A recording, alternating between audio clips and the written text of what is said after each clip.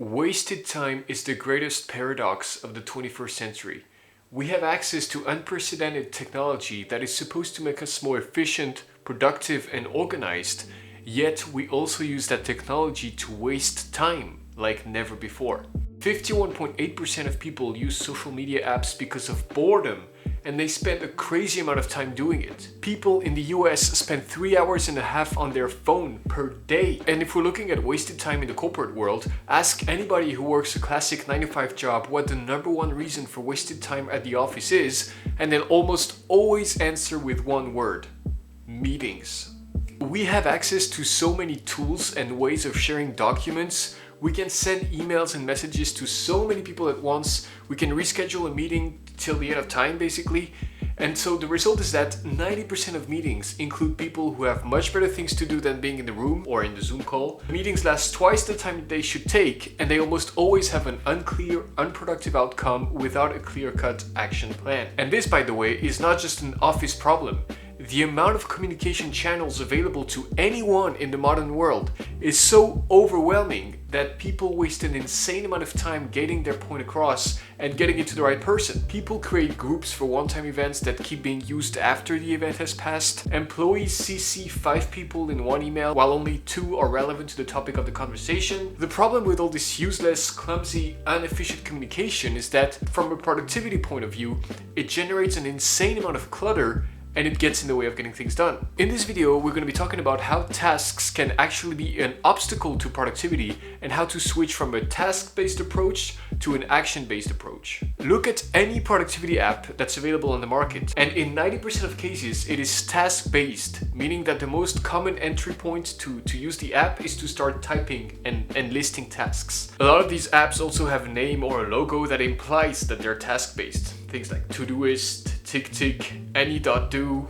Microsoft To Do, things. And it's of course important to list your tasks before starting to get work done. Otherwise you don't even know where to start. The problem is that people often have too many apps and tools to keep track of what they have to do. We go from one productivity app to the next without committing to one for more than a month. We get more excited and spend more time tweaking the options inside an app than we spend using those features to get things done. We spend 1 hour creating a neat and organized folder structure or a Kanban board for a project, and we never actually get to work on it. We spend more time using the tools for fun than to get things done. It's crazy. And so whether you're interested in solving those problems for yourself in the communication field, like we talked about in the introduction, or in the productivity field, like we just covered, there is one simple, hidden in plain sight solution: getting to work and switching to action mode. Minimize the time you spend on planning and get to work with 2 simple time-bound rules.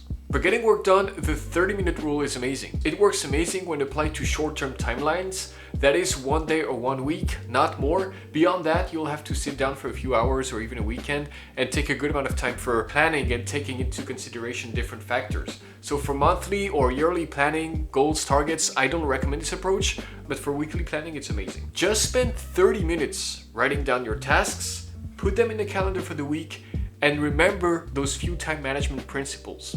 1 week is 168 hours. Even if you work 8 hours per day, commute for 2 hours, sleep for 8, and spend 5 hours on everything else like eating, family, exercising, you still have 27 hours per week to get more done. Do the math. Most people think they don't have time to do things, but the truth is that they don't have a good overview of their time use. So try planning your tasks on a weekly timeline rather than the daily timeline as much as possible.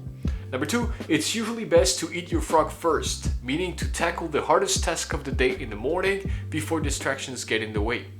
Number 3, batching tasks that take 5 to 10 minutes is a great way to save a lot of time. It's also very satisfying to check off a lot of tasks in a short amount of time. For communicating and for meetings, it's basically the same rule with 15 minutes instead of 30, so it's even shorter. And I am not kidding when I say this rule can literally change your life. If you can convince your colleagues to try and reduce all meetings to 15 minutes just for 1 week, just to try, you will not believe the impact this will have on your work life. You will have more time than you've ever had, you will feel less stressed, and you'll be able to focus on action rather than tasks. And if you think about it, people only spend 15 minutes on the meat of any meeting anyway, whether it's a 45-minute meeting, a 1-hour Zoom call, a 2-hour roundtable, whatever the type of meeting is, however long it is, you can almost always condense the most important things that were said and actions that were decided sometimes into 15 minutes. Try it for yourself and write down the most important stuff at your next meeting. You won't believe how accurate this is. 15-minute meetings force people to be efficient and actionable rather than talking, arguing, and discussing tasks. So in conclusion, tasks are still important, whether in the productivity field or in the communication field. They're still the backbone of getting stuff done. Because without listing down what you need to do or what you need to say, you don't know where to start.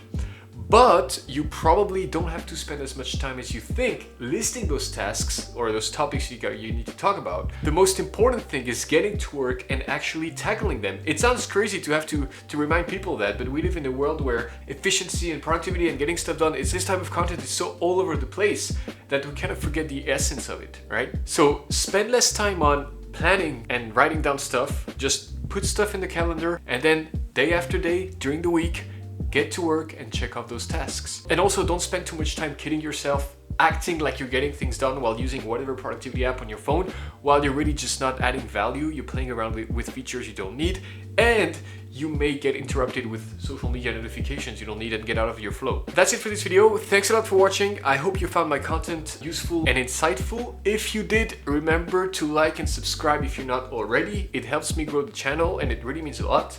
That's it. Thanks again for watching. I hope you have a wonderful rest of your day, wherever you are in the world, and see you in the next video.